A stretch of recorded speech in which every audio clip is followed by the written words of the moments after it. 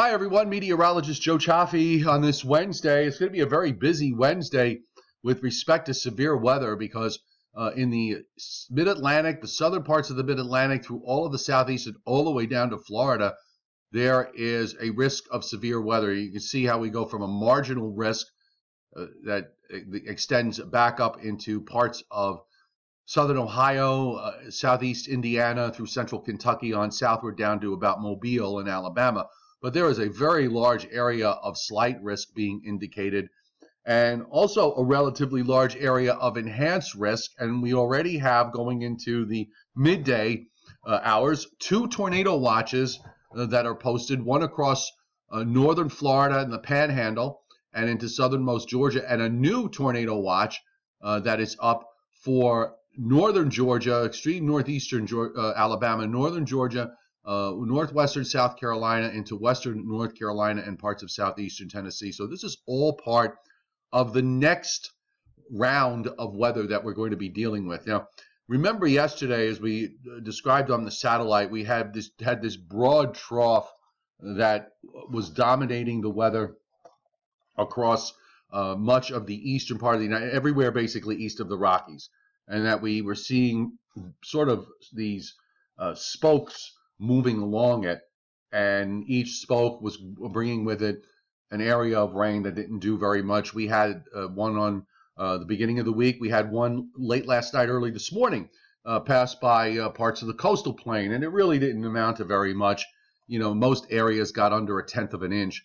But now the third spoke, and actually the whole thing is coming out in terms of the upper low. We're finally seeing enough of a breakdown in that blocking pattern that set up late in the weekend that now there is movement. Everything is beginning to move from west to east with a certain amount of regularity. So you can see that the upper low now is beginning to shift to the east, and of course we are getting this very strong upper air trough that's swinging up and around. So this is going to bring rain up the eastern seaboard, along with some embedded thunderstorm activity as we go forward. Now, as we take a look at the radar at this point, we're starting to see, this is some of the severe weather that's breaking out across Florida and into southern Georgia, and then we have this second arm that's swinging across northeastern Alabama into northern Georgia. So that's part of that second tornado watch.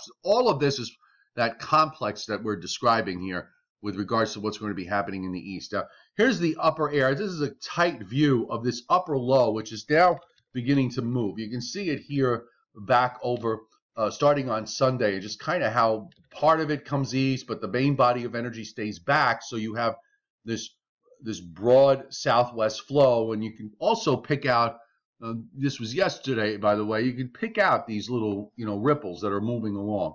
Well, now, as we go forward, you're going to see right in there. See how that all just drops southward? That whole trough is coming southward.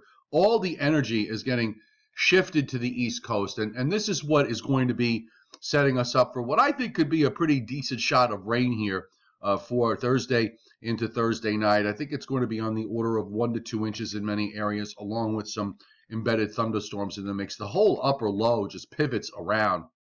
So it's a very dynamic looking upper air. And as we carry it into the weekend, Saturday, we've been kind of saying that for this part of the country, that this is more than likely going to be the best of the 3 weekend days. I may have this a little too far south, by the way, but but for the most part, it's going to be the better of the 3 weekend days. And then we are going to see the next weather system kind of doing the same thing the last one did, except it's not going to be initially blocked off. So this will work its way through a bit faster, but it does open the door up for some precipitation here, for some showers later Sunday into Sunday night, and then again on Monday as the trough swings through. But notice, this one doesn't drop southward. Okay, this one is not dropping the upper low down in here like what we're seeing for Thursday. This is kind of progressing it along near the Canadian border, and you're getting these shortwave troughs that are moving along it too. So it's a bit of a different outcome going into next week. And right through Wednesday and into, it's not until Thursday really that it gets out of the way. And after that, there might be a setup for some a warm weather, but we're talking about weekend of June 3rd and 4th. So, we're still a ways away yet. We got to get through the Memorial Day holiday weekend. So let me just show you what this looks like on the weather maps in the east. And then we're going to, of course, take a look at the west. But here's our system, the first one that went out this morning. So it's okay for the rest of the today. There's no rain at issue.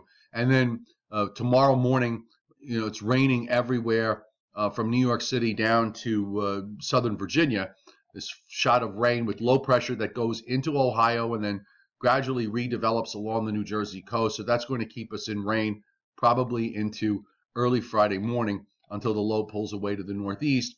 Now, here's the look for Saturday. Again, I think it's the better of the 2 weekend days. And then you start to see there's a bit of a warm front here that sets up. And by the way, when I say the best of the 3 weekend days, I don't mean picture perfect either. It may wind up being a mix of sun and clouds with a bit of an onshore flow. There is a warm front that's going to be setting up here with this next low for Sunday. So I'm thinking that there will be some showers Sunday afternoon and Sunday night. You can see it here. And even on Memorial Day, Monday, there might be a break for a little while on that Monday before we get perhaps into some more showers late in the afternoon into Monday evening as a cold front swings through. And going into the first few days of next week, there's still some energy here in the northeast that's going to allow for some scattered showers. But by the end of the week, we do get a bit of a west-southwest flow for a day or two, so that might allow a warm-up before some kind of back front tries to backdoor. At least that's what it seems to be with respect to what the models are showing. So let's go down to the western part of the U.S. and take a look at what's happening there, because at least from the standpoint of storminess, it's kind of calmed down just a little bit. And you can see it here. Really not too much happening other than some scattered precipitation. On Saturday, looks like some rain into Colorado and Wyoming, and that shifts eastward with the next weather system. But on the whole, it looks pretty quiet, other than just some scattered activity from time to time going in through all of next week and beyond. Don't see any big storms. So we're getting to the time now where weather should be calming down in the west, as we are very deep into the spring season at this point. And these storms that have been coming in so late, at some point it had to stop. So maybe we have finally reached that particular point. Okay, so let's look at the upper air overall. Oh, by the way, before we do that, I want to just go back to that severe weather page, because I don't want to not mention the fact that we do have elevated risks for fire because of the dry conditions in the southwest. Okay, and that's being indicated for today for a good chunk of Arizona, New Mexico, western half of New Mexico, and even to southeastern Utah, southwesternmost Colorado, and another area of elevated area for fire risk in northeastern Montana. So I just wanted to point that out. Fire danger is, of course, certainly real, and I will try to address that when I think it is relevant. Okay, so here we go. Looking at the pattern here, we'll start it back from when we had the block over the weekend. The blocking high really kind of set everything in motion, and even though it breaks down, it has pretty much broken down. Its impact still has to work its way through the atmosphere, so that can take a few extra days. But the bottom line is that weather systems are moving at least, so it allows us to get on with it rather than sitting in the same stagnant pattern for days and days. But the problem is that there's another, when there's more energy behind it, right behind it, it puts you right back into the chances for rain. And here's the weather system that impacts for the weekend.